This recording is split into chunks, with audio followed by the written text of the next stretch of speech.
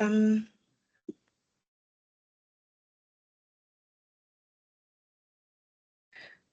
Good morning, everyone.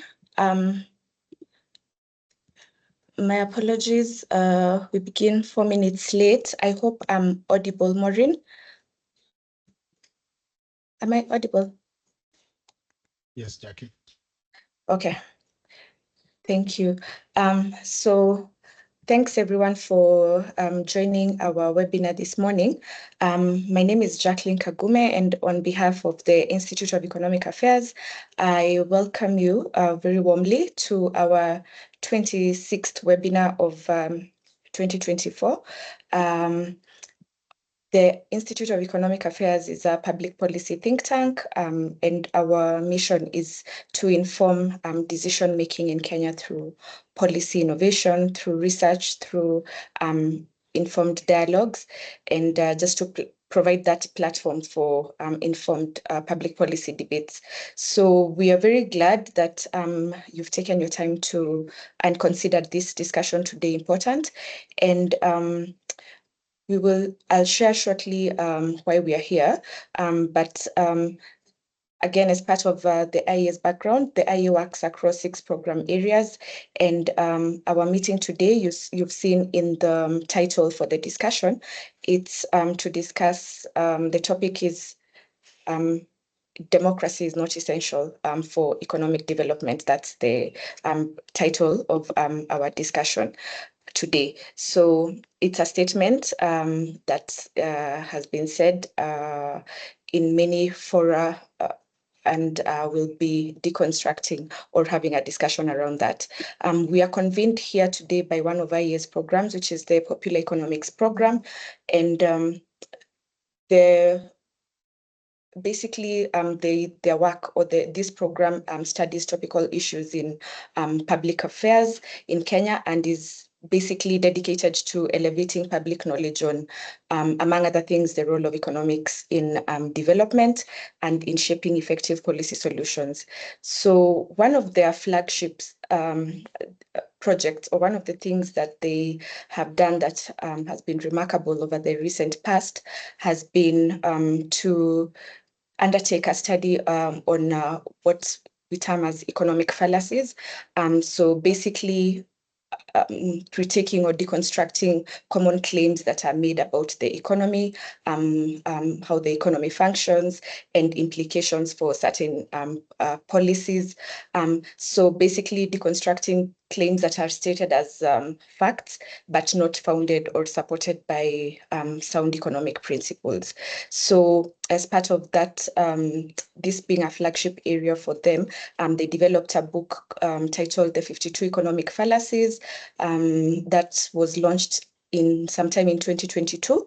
And it's available on IEA's website. But now, in line with that line of work, and basically in line with promoting that objective of promoting sound economic policy reasoning, my colleagues in the program have observed the claim that we are interrogating today, that is whether or not democracy is essential for economic development. So the claim here is that democracy is not essential for economic development. So they've examined this claim and they'll be telling us today whether it's an economic fallacy in the assessment or not. So of course, their arguments are based on evidence obtained both locally and also a comparative assessment of the global context. So we'll have a presentation that will be made by 2 of my colleagues working in the program. The first part will be done by Mr. Kwame Owino. Kwame is the Chief Executive Officer of the IEA, and he'll basically take us through the first part of the presentation, looking at some of the definitions, basically stating the claim and providing us with illustrations of when this statements have been made to support the claim. And then we'll have the second part of the presentation being done by my colleague Maureen. Maureen is a program officer in the Popular Economics program, and she'll basically provide some comparative perspectives. Basically she'll examine the evidence to this claim and provide some comparative perspectives from other jurisdictions, what has happened there, and whether what we see in terms of weighing economic freedoms versus growth, and then she'll summarize their conclusions. So it will not be a very long presentation, and that's the summary of it. The background, in terms of the normal drill, if you have any questions for either of our presenters, please, we have a chat box on this platform. You can note them down for either of them as we go on, but I'll also allow you to ask questions during the plenary session. So that stated, I think I'll just invite Kwame to start. All right, good morning, everyone, and thanks for being here. Thanks for the introduction, Jackie. Yes, so as we say at the Institute of Economic Affairs, one of our biggest jobs is actually to try and create public education on how a modern economy works, whether it's at the domestic level, the regional level, global, and to try to explain to people what economic processes are generating what outcomes. So that stated, we all know that the world is divided into countries, and of course, people live within those countries. There are choices that people make for themselves within those countries. And so more recently, we've had, in conversations generally, we sit in conversations with people, sometimes even in these webinars such as this, and people ask us, what has democracy delivered to country X, or why a certain country which is not considered democratic is growing too quickly, and therefore whether democracy is an expensive experiment that has not worked for Africa, or whether it is an imposition, a cultural imposition from colonialists or other parts of the world.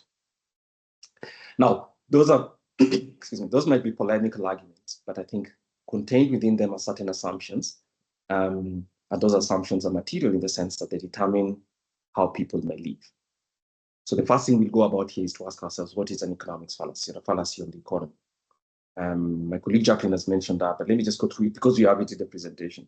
So it's a statement or an assertion. When somebody asserts, you think they're asserting what is true, but is factually, empirically, or theoretically incorrect. Remember, this is in relation to an economy. So that's the definition that we adopt. Now, what is the claim that you're dealing with today? Because it can manifest itself in different ways. So the way this claim comes, and one that we've most captured, it's asked in other parts of the world. I mean, especially in low-income countries, people ask whether democracy is really what has generated the differences in the world around high-income countries and other low-income countries, or countries that were colonized are not, and countries in some parts of the world are not that. And many people think many things contribute to that, including something that, well, the existence of empires and all that. So this is a question that's actually worth giving far more consideration than to simply argue it as a polemic. But one of the things that you've heard, and this has been told to me many, many times, including on this at the IEA, where people have come and said that, what is your view about democracy? Because we think democracy is not essential for Africa's economic development. In fact, many people say in the last few years, you've seen a streak of autocracy around the African continent, and many people are saying, look, it is possible that in other parts of the world, they've decided that a democracy was an expensive experiment and it makes it too difficult to manage public affairs. You need a different model, including let's go back to old African systems, or let's use a different model. So that's the first. So some of it might be that it's not suited to Africa. Others might be that it's a reflection or an imposition from, quote unquote, mostly the West or foreigners, and that it is meant to get African countries, or a country such as Kenya, continuously meddling, debating things and meddling with things and all that. And you've seen some of those claims even made in courts in Kenya that, look, democracy and the things that it provides people with too much freedom. Argued by people who are in government, sometimes thinking that too much freedom is not good for people. So you hear people say that. Because democracy in itself is not an end in itself. Democracy gives us a method for resolving public questions in public affairs. So let's look at democracy as not necessarily one thing, but it is the tools and the mechanisms through which societies have conversations with themselves, listen to voices, and then sift those voices to reach policy decisions. So here we're discussing as democracy and how democracy affects policy and outcomes. So basically, it's not specifically a model or anything, and it's not necessarily confined to elections alone. Though democratic societies tend to have elections regularly, and they tend to have elections that are properly monitored and fair, if we may say so. So that's the claim. Democracy is not essential for Africa's economic development. And here there are two things. One, democracy is a political tool. Two, economic development as welfare.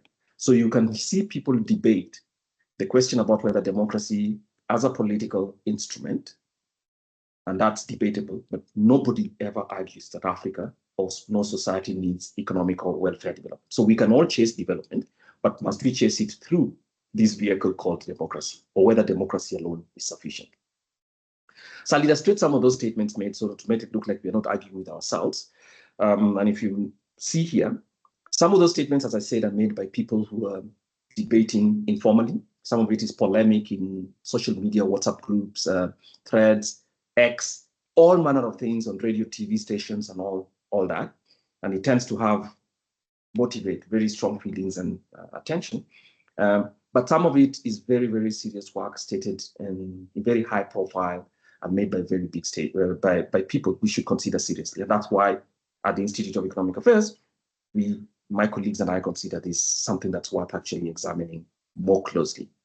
So some of those illustrations, as I said, come from different places. But let's see who else has made those illustrations and in recorded form.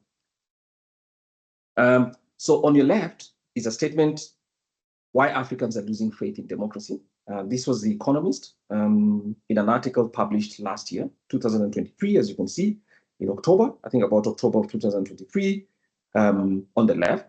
And they're asking why Africans are losing faith in democracy. So you can see the pictorial, it's showing you that there was an about time, one way and then about time. And you remember last year, there's a series of coups on the African continent, but there's also an authoritarian streak in which governments and elections, which most people think is a centerpiece of democracy, started to go very wrong. But also some leaders, when they face headwinds, come to the view that, look, democracy, the incitement from foreigners, it's a foreign thing and it's not necessarily. So yes, on the African continent itself, and other parts of the world, people are thinking about, what about a different model? And if you tie this to other things happening globally, that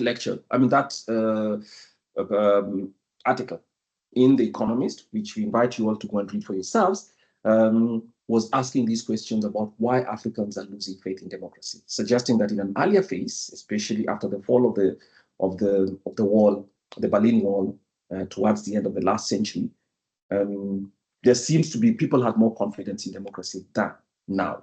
So that's one part. The second part is basically more recently, in October of this year, I think in April of this year, the Foreign Policy Magazine, which is another magazine for public affairs globally related to international relations and international development, had this article asking about the crisis of African democracy. And again, as you can tell, here is the back of a general or somebody in military fatigues. You can see that silhouette of the African continent. And on the other side, you see a whole face of people. Here they were addressing, again, I'd advise you as well to find this article and read it. But here, these authors were addressing, or this magazine was addressing, it's a serious scholars magazine, so it's not an entertainment piece, very well written. You don't have to agree with everything, but they make a good case for why democracy, there seemed to be an about time. Reiterating the fact in the west of Africa, the western part of the African continent, the Sahel in particular, but other parts as well, there's been a reversion of democracy where elected leaders or elections were actually reversed through military coups and counter coups. And military people came to power. Some of them are very young, reflecting Africa's demographic. They're very fluent. They have an anti-imperialist streak, the kicking out of the French, talking about relations with the West in general. Many of them, of course, have a French a history of colonial antecedents coming from the French, trying to go out of that, and it's had fallout. But the thing about it is that in that reversal of more or at least elected leadership, they were popular. They came in, some of them were reflecting political tension, some of them were reflecting the failures of those governments to provide basic public goods, such as dealing with terrorist gangs and insurgencies and that very vast areas of the Sahel. But some of them were economic crises. In many cases, it was a collision of all. And suggesting that elected parliaments in one side together with an executive did not do enough to keep people safe and to ensure that welfare was going up. And so these military generals, they come in, and the first thing they say is that, look, we are responding to a breakdown in law and order. They're also responding to the fact that, look, there are foreign forces coming to our country. They're supposed to help us deal with insurgencies. They're not. And thirdly, basically just rehashing historical grievances, some of which are real. But on the whole, they were popular because they give the impression that we are shifting gears and something different is going to happen. They also come up with, usually, the idea that they're going to impose structural order and saying that, yes, we have a transition mechanism, and over time, then we probably will subject the country again, open up to elections, which is what they equate to democracy again. So this is happening. We have that mostly in the West, but it's not exclusively to the West of Africa. In addition to that, of course, there are tensions between them and other West African countries, and you all know what happened. Some of them left the ECOWAS, which is a regional economic and security compact within the western part of the African continent. So the reason we cite these, including many others that you can find, is just to show that these things are not just questions of how Kenyans speak with each other, or other parts, Africans speak with each other in global forums in which the threshold for entry and for making assertions is very low. We are saying that these questions are rooted in a certain reality, an historical reality, and we are seeing the erosion, or considered erosion, of confidence in democracy, and especially its link to public welfare. And as we say, nobody says that Africa or countries don't need economic advancement, but they are asking whether economic advancement and the political technology called democracy are compatible, but also whether they lead to fast economic growth.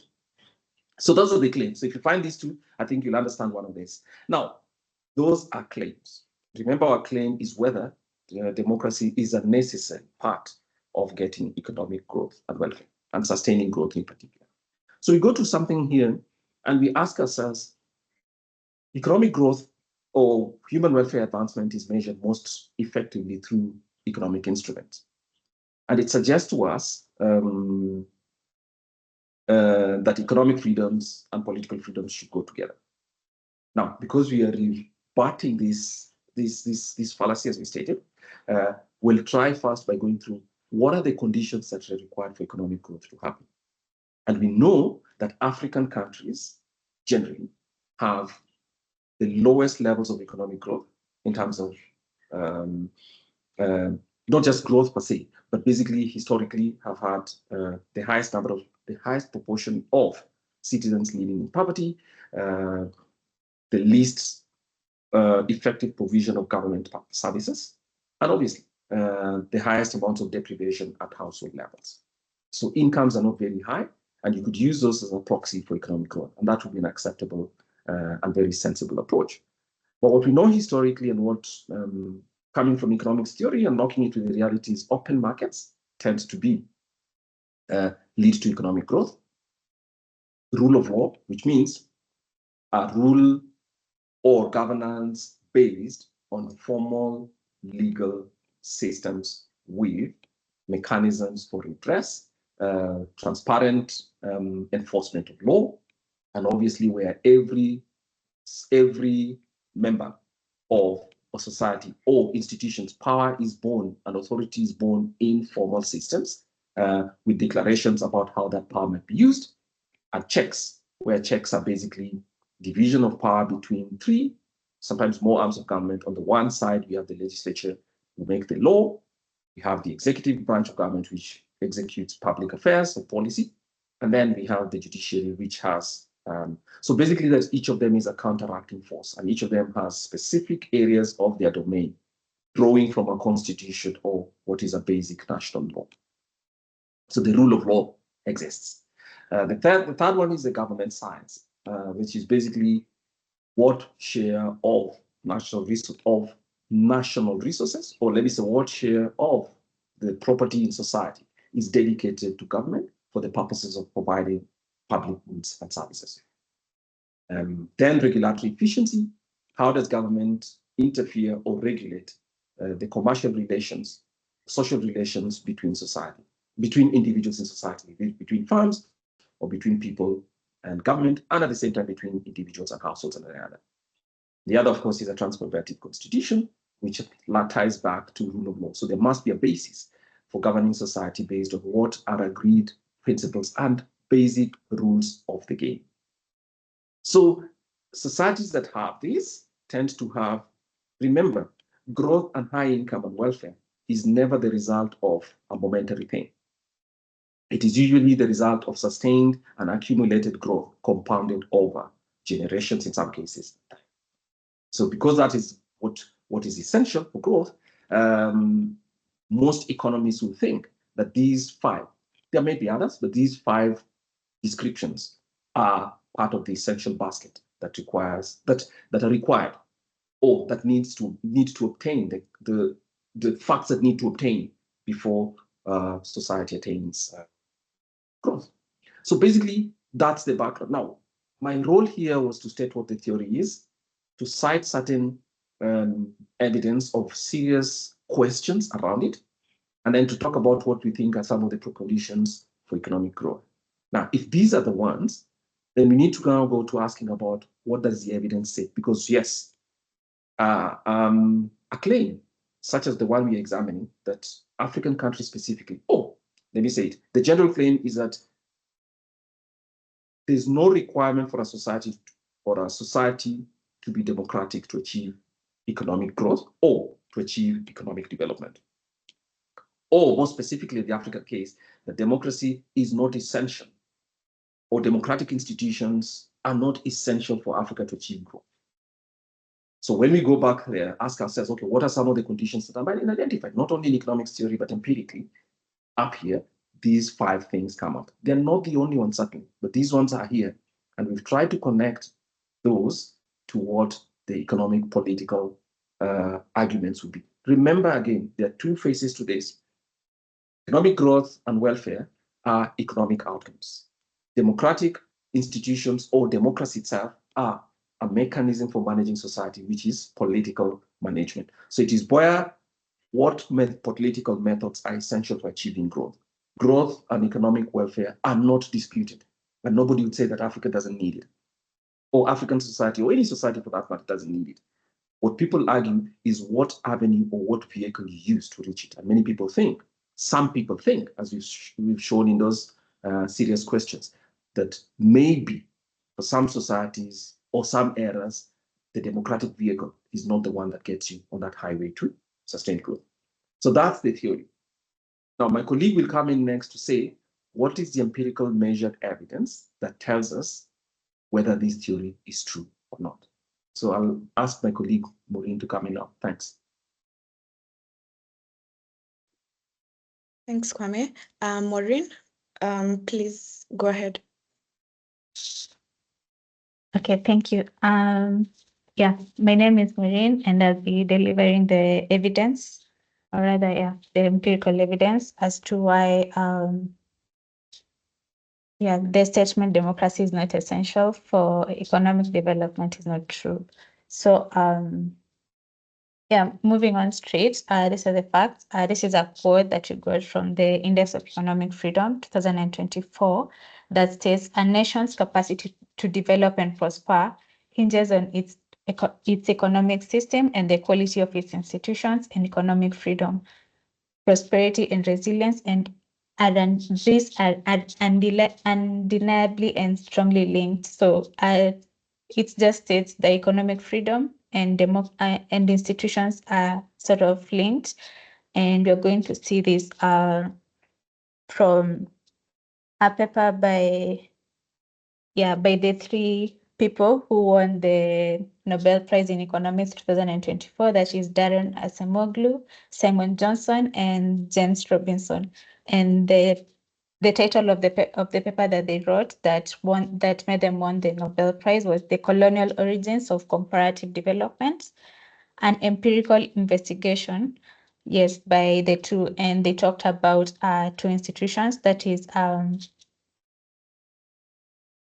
extractive versus inclusive institutions. And we're going to look at two case studies to prove this from their paper, that is East and West Germany and North and South Korea. So yes, going back to this slide, just to explain the two things, the inclusive and exclusive institutions, as explained in the paper from the three Nobel Prize winners. For inclusive, or rather it's named as Neo-Europe institutions. This is a replicate of European institutions with strong emphasis on private property and checks against government power.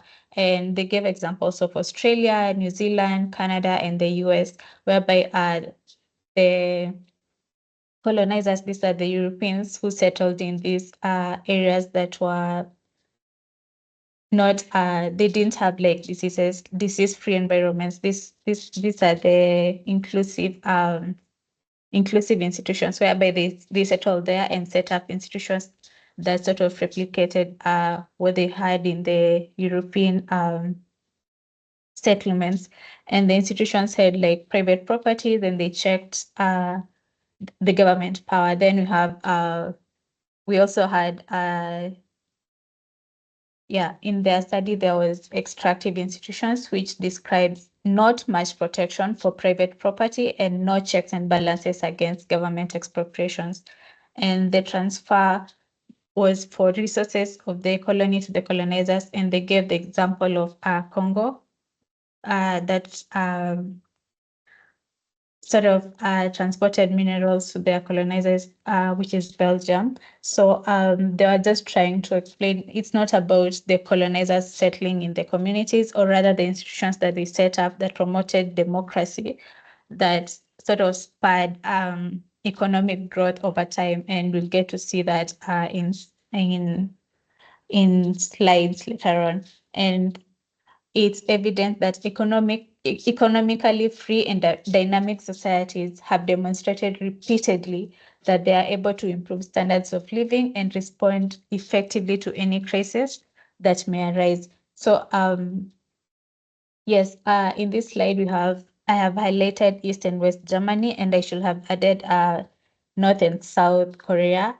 And the example of East and West Germany given by Acemoglu, Johnson, and Robinson in their studies, they explain that after World War II, Germany was divided into East, that was under the Soviet influence, and the West, that had the Western Allies influence.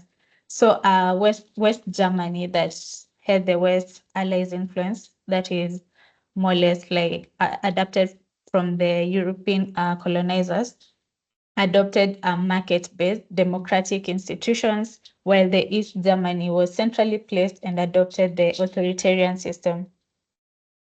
And over time, there was a stark difference between West and East Germany in terms of economic growth, and West Germany became one of the world's largest economies. And on the other hand, East Germany struggled economically with lower productivity, innovation, and standards of living. And they sort of reunified in 1990, and the integration of East Germany into the institutional framework of West Germany, which had already grown, it led to improvements in its economic performance. However, there were disparities, of course, but there was much improvement in its economic performance. So looking at the two East and West Germany unification, it supports the argument that democracy is essential for economic growth.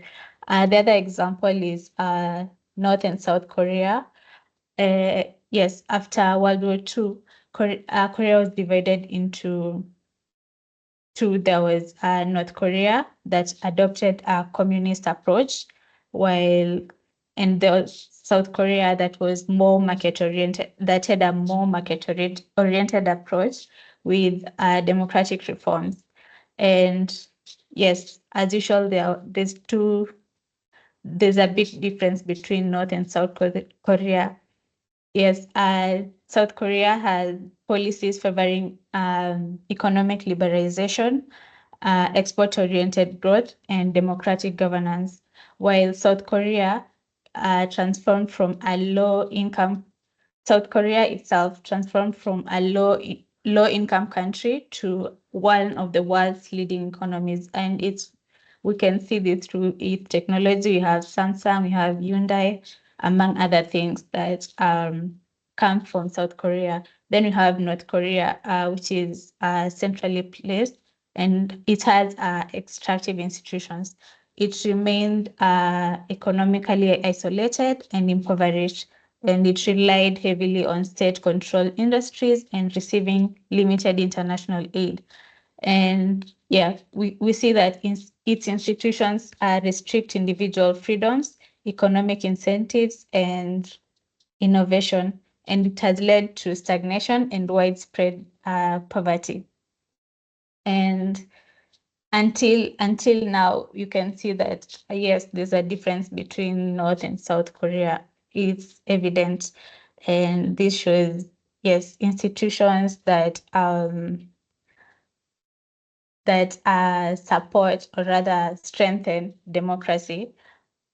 Over time, it leads to economic development, like a growth in economy due to the democracy. People are able to trade freely, have representatives, among other things. Yes. Next, we'll be looking at country comparison. This is a chart that was borrowed from the paper by the 3 Nobel Prize winners for economics in 2024, and it just shows a reduced formed relationship between income and settler mortality. And the regression shows that the mortality rates faced by the settlers more than 100 years ago explains over 25% of the variation in current institutions. It shows different countries. On the left side, you have the log GDP per capita. That is from 1995. In 1995, and the log of settler mortality. This is a negative correlation, whereby where there was the log of settler mortality was higher. That is on the horizontal axis. We find that there was low. The GDP per capita was lower, and the reverse is true. And this is just to show that this is not to show that where the settlers existed, it has it's impacted the GDP per capita, but it's the institutions that they set there that impacted the GDP per capita. The institutions spurred democratic growth that increased the economic development in different colonies where they set up. And the exclusion restriction implied by this instrument variable regression is that conditional on the controls included in the regression, the mortality rates of European settlers more than 100 years ago have no effect on GDP per capita today, other than their effect through institutional development. Moving on, we have chart 1 shows the average annual growth of GDP per capita. That is the purchasing power parity.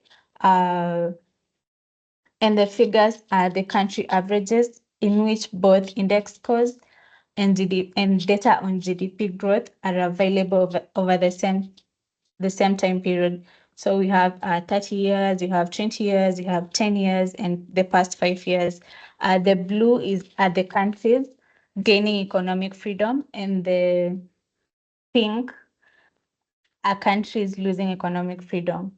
So We have 5-year growth rates that included data for 172 countries, that is index scores, and the data on GDP growth. Then we have the 10-year growth. That's the second one from your right. That's the second one from your right. The 10-year growth included 171 countries. Then the 20-year growth rates included 148 countries, and the 30-year growth rates included 96 countries. And from this, we can see that this great relationship between improving economic freedom and achieving higher per capita economic growth. And whether long term, that is 30 years, medium term, that is 10, 15 years, or short term, that's the 5 years on the right, the relationship between changes in economic freedom and the changes in economic growth is consistently positive. And the improvements in economic freedom are vital in determinant of rates of economic expansion, and the record shows that the poverty will reduce over time, and we'll see this in some graphs to come. Yes. Next, we'll be looking at chart 2 that shows the average GDP per capita, that is in the year 2022, and it shows we have 5 bars. The first one is from your right, it's free, then mostly free, then we have moderately free, then mostly unfree, then we have repressed. For free, the average GDP per capita is 103,869 GDP per capita. Then for mostly free, we have 61,052 USD GDP per capita. Then for moderately free, we have 32,225 GDP per capita. Then we have the mostly and free, it's 10,637 USD. Then for the repressed, it's 10,389. Yes, and in this data, we borrowed this data from the Index of Economic Freedom. It was collected from different sources, the IMF, the Economist Intelligence Unit, and the CIA. And in this data, they didn't include Lebanon and North Korea. And in case you're asking yourself, Kenya was ranked 120, position 120, and it was among the mostly and free in the ranking of the average GDP per capita. It was ranked as mostly and free. So in this data, we can see that 85% of the countries are in the last 3 categories. We had a total of 176 countries that were ranked to get the average GDP per capita. So yes, in the last 3 categories, that is the repressed, mostly unfree, and moderately free, fall under, yes, 85%, they fall under the last 3 categories.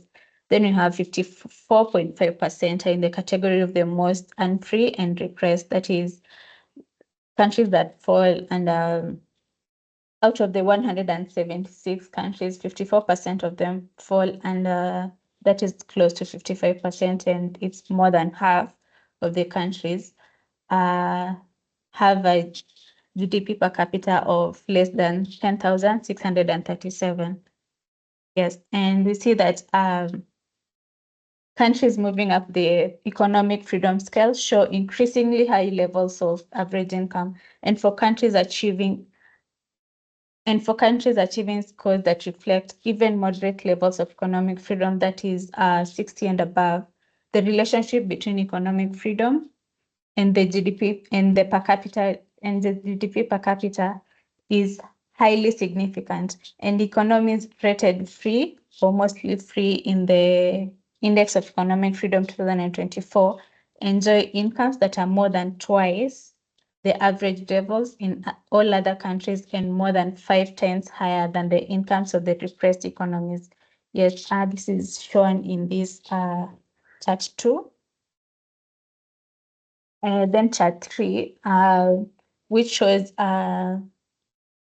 poverty levels. Yes, it shows the average score in the Index of Economic Freedom. That's the first one. Then we have the global GDP in trillions of 2015. That's in USD. Then the percentage of global population living in abject poverty. So we can see that average score in Index of Economic Freedom has moved from 57.6 to 58.6. Then there's a significant increase in global GDP in trillions of 2015 in USD from 40.4 trillion USD to 90 trillion USD. Then the percentage of global population living in abject poverty has dropped by close to 26% from 35.7% to 9%. That was between 1995 to 2019. And we can see that by a great measure over the past decades, that is close to 3 decades, countries have adopted some version of free market capitalism with businesses supported by efficient regulation and open to the free flow of goods and services, have broken the cycle of poverty and dependence. And it's without question here. Yeah, they're supporting the argument that democracy is essential for economic development. A free market system that is rooted in empowerment of the individual and open competition has fueled unprecedented economic growth around the world. And this chart illustrates, for more than 2 decades, the economy has moved toward great economic freedom, becoming moderately free overall. And it has also achieved real GDP expansion, yes, from 57 point, the global GDP in trillions from $40.4 trillion to $90 trillion. And this has reduced poverty levels by a significant percentage from 35.7% to 9%. And on the last chart, it's a scatter plot. It shows the economic freedom and democratic governance. And it shows democracy index 2022 scores. And yes, as labeled on the plot, it shows each circle represents a nation in the index of economic freedom with a correlation of 0.73. And this is just to support that massive improvement in democratic governance. It has a positive correlation between democratic governance and economic freedom, and the massive improvements in global indicators of income and the quality of life. It reflects a paradigm shift in the debate about how societies should be constructed economically to achieve the most optimal outcomes. If you remember the conditions for economic growth that were shown, they work together to achieve economic growth in the long run, and democracy is equally an important factor for economic growth. And next, we'll be looking at we'll be looking at some outliers in economic growth and democracy. And we already discussed about South Korea and North Korea, and the stark difference between the two through the differences in the institutions. So we'll discuss China. Yes, China was used as an example that challenges the assumption that democracy is essential for economic development by Acemoglu, Johnson, and Robinson. And it talks about how in the 1970s, China implemented market-oriented reforms under its leader by then, and these reforms allowed private enterprise, foreign investments, and opened the economy to global trade. setting the stage for rapid economic growth. However, China maintained a one-party authoritarian regime, emphasizing political stability and control over democratic governance. And it's seen that China's government established economic institutions that incentivize productivity and investment, such as secure property rights in special economic zones, decentralized economic decision-making, and infrastructure development. The state had a tight control that allowed long-term planning and quick implementation of large-scale economic policies that promoted growth. So there was a trade-off of authoritarian regimes. So we can see that, yes, they had established property rights and conditions for growth, and they incentivize productivity, but there was restricted political freedoms, censorship, and issues related to inequality. So looking at this, China's growth is largely due to establishment of economic institutions that incentivize production and investment, even though its political institutions do not allow full political inclusiveness or democratic freedoms. It has been noted that while China's model has worked for several decades, there are also ongoing debates about its long-term sustainability. Challenges such as the aging population, the rising debts, and calls for political reforms may impact future growth. Yes, if you follow China's debates, I'm pretty sure you've come across those debates. Then we have another outlier is Singapore, and Singapore is a unique case, which, yeah, we agree. And it had an authoritarian regime, and its success challenges the notion that democracy is necessary for economic growth, showing that instead stable growth-oriented institutions can lead to prosperity, even without full political freedoms. China had factors such as strong economic institutions but limited political freedoms.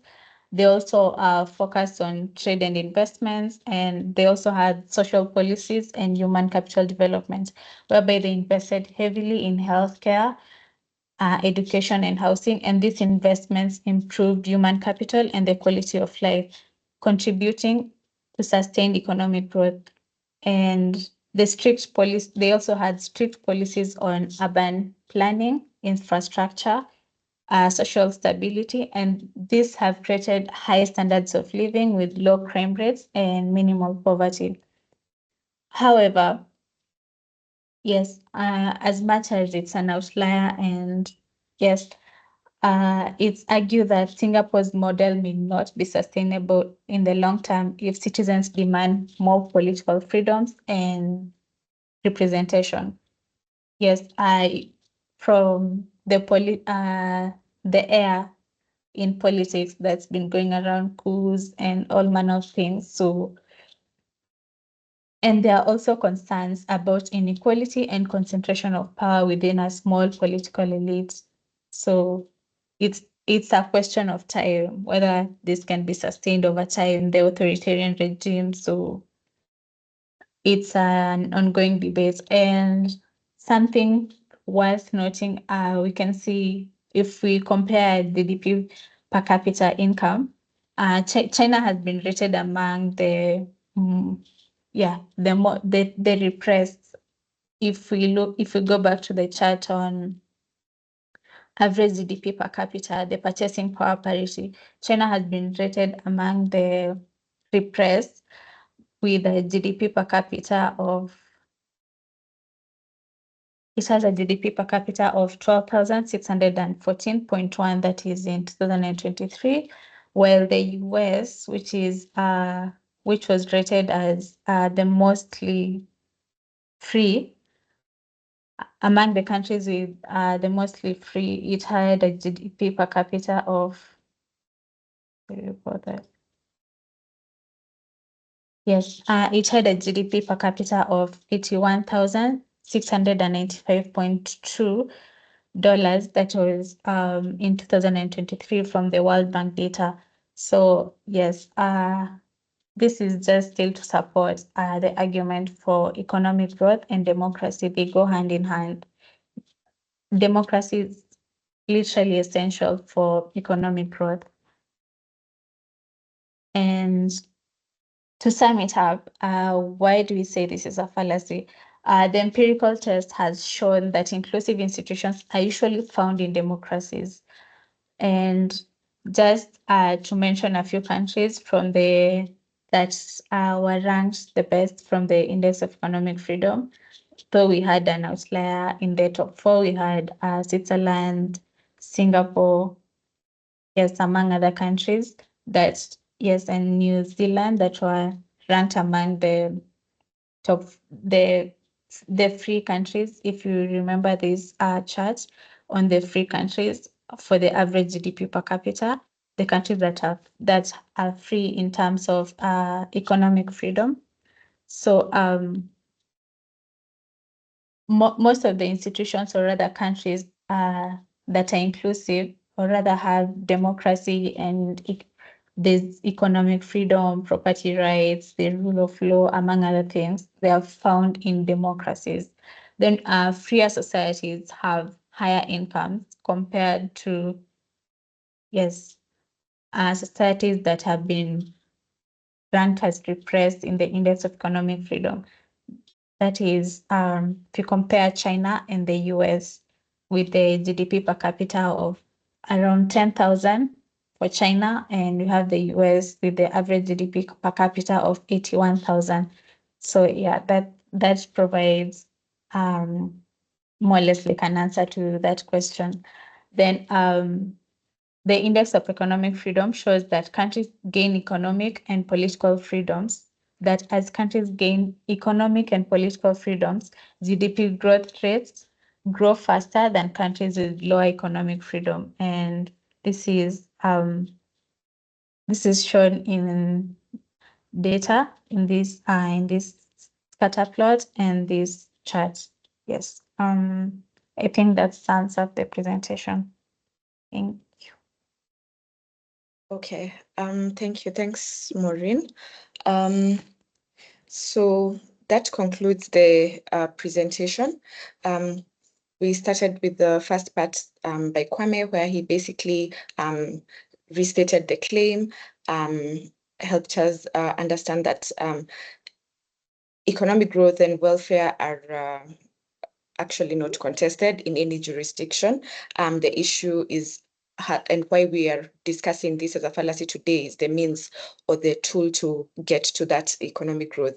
Then Maureen has now come in and shared with us what the evidence is showing to support our assertion that actually the statement or the claim that economic democracy is not essential for economic growth is a fallacy. So she's shown us what the trends say, what the correlation with between economic freedoms and growth are, and that basically summarizes their presentation. So we go now to plenary, where we invite you to ask whatever question you might have to either of them. If anyone would like to ask a question, please raise your hand. I'll see it and I'll allow you to ask. Does anyone have a question? Please raise your hand. Or if you have, if you're in agreement, if you disagree with our two presenters, or if you agree, what are your thoughts on this? So maybe you can raise your hand up and contribute to the discussion.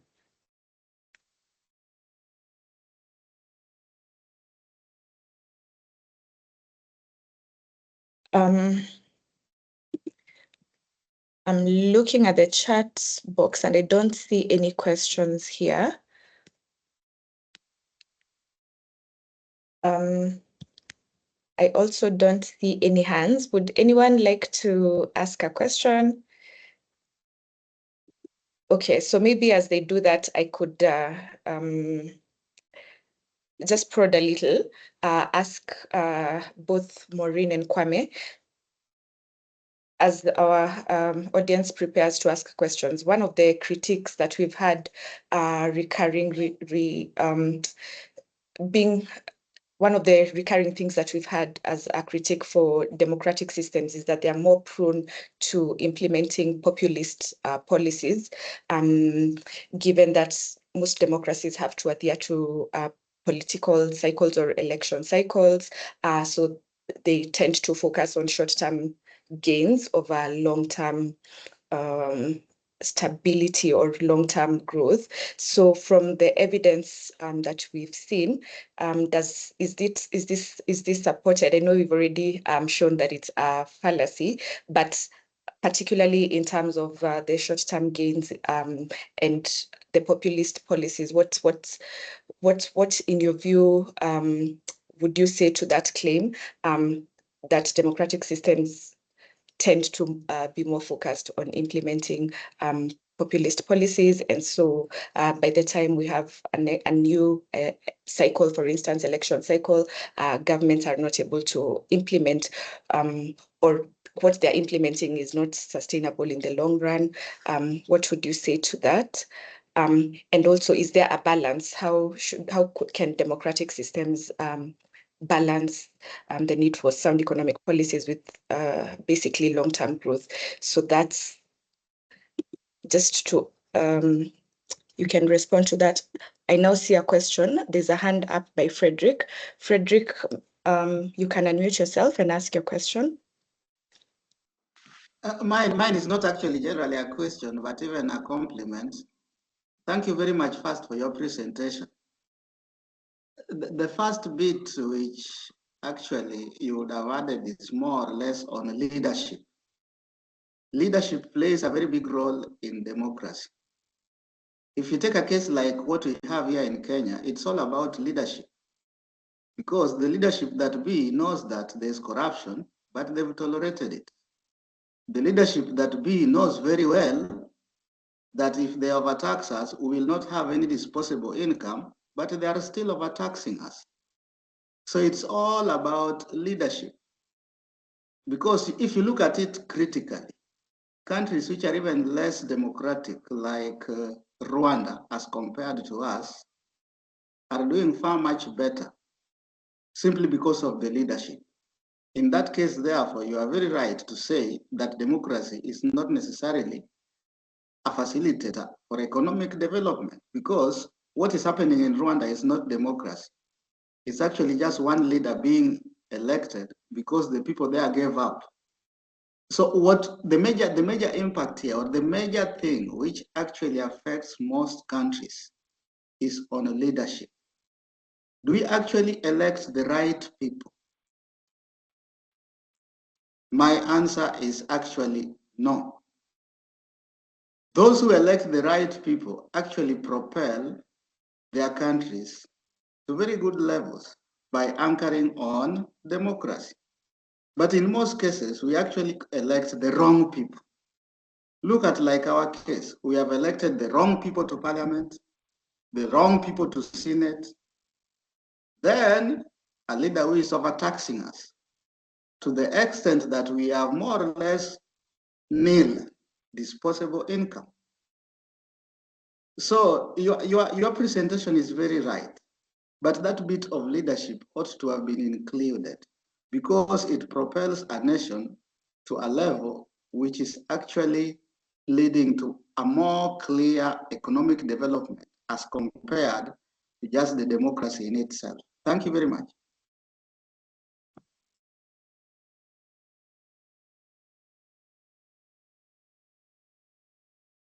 Jackie, you're muted.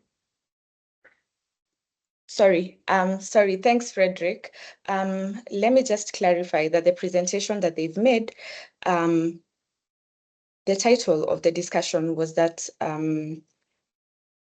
democracy is not essential for development, but we have stated that as being a fallacy. And Kwame began by explaining to us why it's a fallacy, and Maureen showed us the evidence to point to why it's, in our view, it's an economic fallacy. So I think your sentiments are disagreeing with largely with what the evidence was showing. Very valid, some of what your thoughts are, and our presenters will respond to you. But I just wanted to clarify that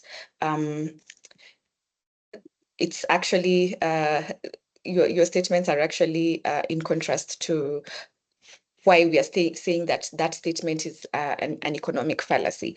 But the other questions that you raise around leadership and the role of leadership in enabling or the democracy being an enabler of growth and the role of leadership in that context, I think my colleagues will respond to that. So I see another hand here by Anthony. Anthony, you can raise your hand. I mean, you can unmute yourself and ask your question. Thank you, Jacqueline. My question, I think I joined some minutes later. I wanted to understand the parameters of measuring the impact of democracy on economic growth. Great. Yes. Okay. All right. So when we had the second part of the presentation on the evidence, there were certain indicators and measurements. I think Maureen will respond to that. So we can start with Mo. You can pick any of the questions and respond.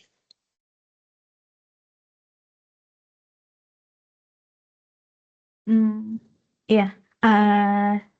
Thank you. I'd like to respond to Anthony on the parameters of measuring the impact of democracy on economic growth.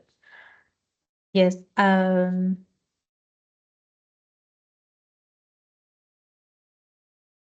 Okay. Yes. I'd like to go back to these charts that showed the relationship between income and settler mortality. And okay, it was just to show wherever the settlers sort of are settled, the colonizers settled and established the institutions, or rather, yes, the property rights, and among other things that sort of propel democracy. We can see that there's a yes, there was a negative correlation between GDP per capita and the settler mortality, where the mortality was high. The colonizers, there was less, or rather little to no settlement by these colonizers. And so they were not able to replicate these institutions and the rule of law, property rights, among other things. And we can see that the GDP per capita in those places is much lower compared to areas where the colonizers settled and established their systems right there. And this is evident if, for the example that I gave on Belgium and countries such as the US, Canada, New Zealand, Australia, where the colonizers sort of settled, and you can tell the stark difference between the two. Also, the example on East and West Germany, as well as North and South Korea, the establishment of these institutions, the inclusive and extractive institutions, you can see the yes, you can sort of tell until today, North and South Korea, you can tell where there's technological advancement and where, yes, in North Korea, they're still struggling today, where this other country, South Korea, they already have brands such as Samsung, Hyundai, among other things that are continuing to grow. This is because of democracy that existed in the place, and it has propelled economic freedoms and economic growth over time. So I think that answers the question on yes, the parameters of measuring the impact of democracy on economic growth. Yes, and to provide a response to Frederick, you talked about, yes, adding leadership. I think this was discussed among the conditions for economic growth. You have the rule of law, open markets, government size, regulatory efficiency, and transformative constitution. So under the rule of law, we have property rights, judicial effectiveness, government integrity. So it's not about, okay, democracy can exist, but its entirety in ensuring the prosperity of a country. I don't think it's the leaders or rather the systems in place that are the ones that make sure there are no loopholes or maybe corruption that exists and propel economic growth over time. So for the case of Rwanda, yes, they have democracy as much as they are electing one person. So I think Kwame will discuss more on that. Yeah, thanks. Thanks, Mo. Kwame? Okay, thanks. I think I see two questions. The first question is about from Jacqueline, which is it's true that there's a critique that democracy would make leaders more prone to populist ideas. So like we see that in Kenya, constructing stadiums today, regardless of whether that's good economic policy or not, happens. But so let me start by saying that that is true, because if you say that the absolute, for political purposes, the absolute opposite of a democratic system would be an autocratic. Autocracies are not necessarily going to be moved by what people think, even the outcomes of the decisions that they make. So you can say that, yes, it might provide an opportunity for stability of policy. But that's not the whole story. The whole story is this: development is a long-term process. It's never something that's achieved in the short term.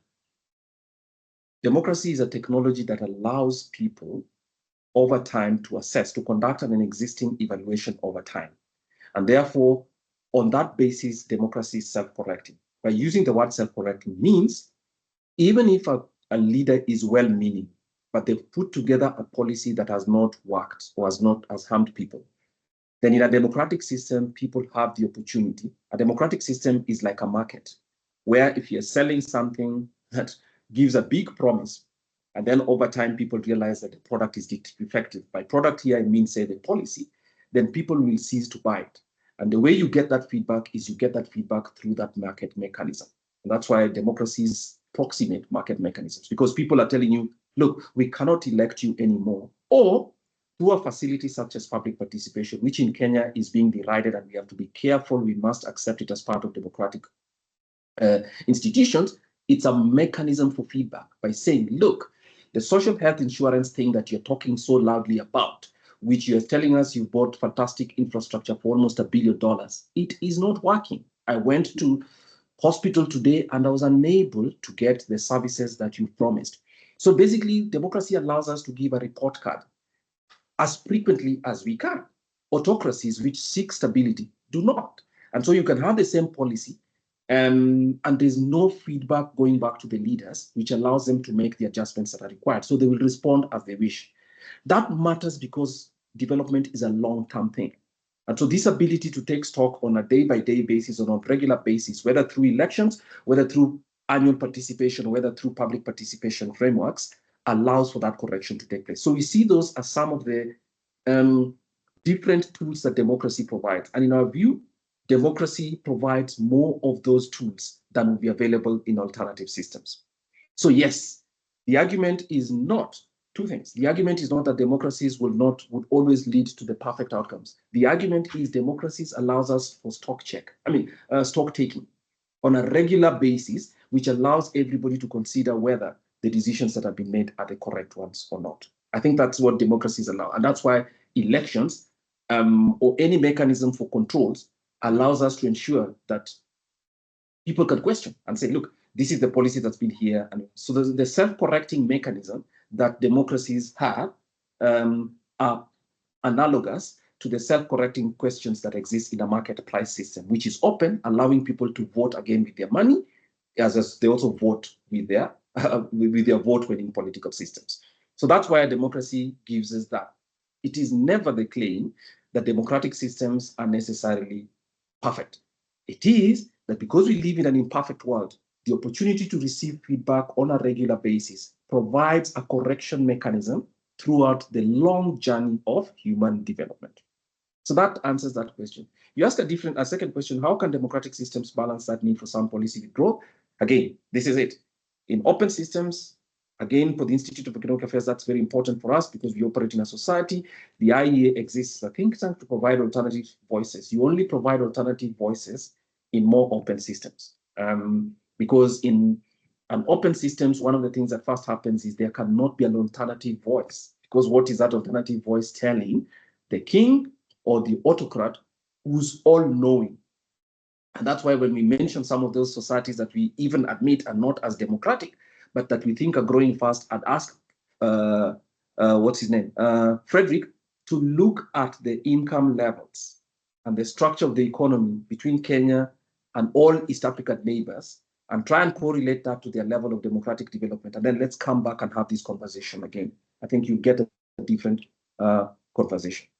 Finally, one of the things of people who discuss both democracy and all that, there's the paper that it's called AJR 2001, which is that paper that Maureen referred to. It's a very important paper. We will put it up here. Please read it, this one.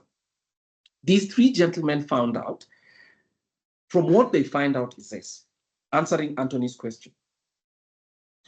People have argued that some of the determinants of economic growth and human welfare are geography, that for instance, African societies were given places that are disease prone. Some of them have argued that it's the race, the color of people, the resources that are available.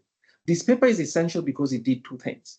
One, it shows definitely that there's diversity. If you look at countries of the world and look at how much income everybody earns, there's a serious diversity. But up to until the 18th century or late 17th century, most human societies were almost evenly poor. There was not much difference.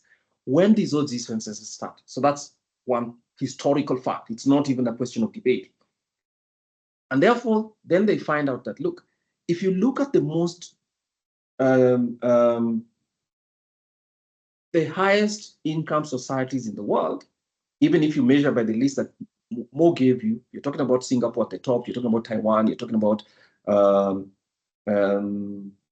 New Zealand, you're talking about Switzerland and all that. They have certain things that explain that. And one of those is the quality of institutions that they have. But you don't know whether they are high quality institutions because they have high income. So one of the ways to look at it is to have a historical test. And so the three gentlemen, Daron Acemoglu, Simon Johnson, and James A. Robinson asked ourselves, okay, there's this thing called settlement and colonialism. Colonial societies were not the same. In some places, say the British, the Spanish, and all that, settled in societies and established certain institutions in societies where the disease burden and the mortality rates were not very high. Those places where they settled, you're talking here of New Zealand, Australia, Canada, the US itself, all had colonialist settlers, but they have a different income and development level than others. They are asking themselves, why? And so they saw and measured through that list, through that chart that Mo gave you, which should be a chart 1, which showed one thing. One, in places, this one, in places where the settler mortality rates were high, tended to be places that had malaria, prevalence of malaria, where many more people were dying. The settlers did not have the interest to establish institutions that mirrored the institutions that they had in the UK and Europe. And therefore, those were extractive institutions where they established one small post, they'd extract minerals, and then go back home. They did not intend to settle. In places where they settled, we're talking Canada, Australia, New Zealand, US, a few other places where they actually intended to settle, where the settler mortality was not very high. They then started to establish for the long term, establishing institutions that execute policy for the long term and not for the short term. Because development is a long-term process, you'd expect that those places would have higher incomes. When they measured, as shown by this chart, they found out that that theory is reflected in this. So if you see the line, societies that are at the top, Australia, New Zealand, USA, Canada, do you see that? Malta, right? And then the other ones that are below those lines, you can see here, Nigeria on the other side, Mali, Gambia, all these societies, Tanzania, and all other things, suggesting that this theory has some legitimacy. And this was even after, hundreds of years after the settlers had come in and they left. The institutions that they left in those places tended to be more extractive. And so we still have extractive institutions in some African countries such as this, even after the colonialists left. Let me add a second thing, which is my own. If you look within Africa itself, there are countries in which colonialists tended to settle. So we're talking South Africa, we're talking Kenya, where there were settler economies, and others which are just protectorates, I mean, just basically where they settle lightly. Those countries have certain institutions that are more proximate in democratic development than others. So this explains the difference between Mali, for instance, I say this respectfully, and Kenya, and explains the difference between Ghana, for instance, and Mali, where institutions existed. There was even a bureaucracy that intended to settle and therefore establish policy for the long term, because these people intended to settle in these places. If you even look at Kenya, the highland areas of Kenya had better infrastructure, had better, school systems and all those other things. So this is not just a question that is a theory that is confirmed at the macro global level. Even within countries, when you look at places where there's a more intense settlement around this, it replicates that pattern. And that confirms that it comes from the institutional quality side to human development and economic development, and not the reverse, as shown here. I'll end with this, Anthony. Our claim at the Institute of Economic, let me say, the claim of those who study institutional development and the ones who won economics and the Nobel Prize in Economics this year has never been that free and open markets create good political institutions. The claim is this: where you have good political open institutions, societies almost invariably end up with open markets. You need to understand the direction. The direction comes from political openness and political institutions, inclusive political institutions leading to more developed, higher income and higher welfare societies. That direction is extremely important. The argument that we hear from many people and cite China, not entirely correctly, but cite China, is that you can go and have good, first have high incomes, and then you can reverse engineer political institutions. The historical evidence seems to tell us that you have to start with good political institutions. Because when you have those political institutions, you respect people's rights to property, you respect people's rights to participation, and that in itself gives you a good growth level per year over the long-term thread of development. Thank you. All right, thanks, Kwame. So we go to a second round of questions, second and final round. Would anyone like to add to that, or would you like any clarification, to seek any clarification from either of them? Please raise your hand if you'd like to say something.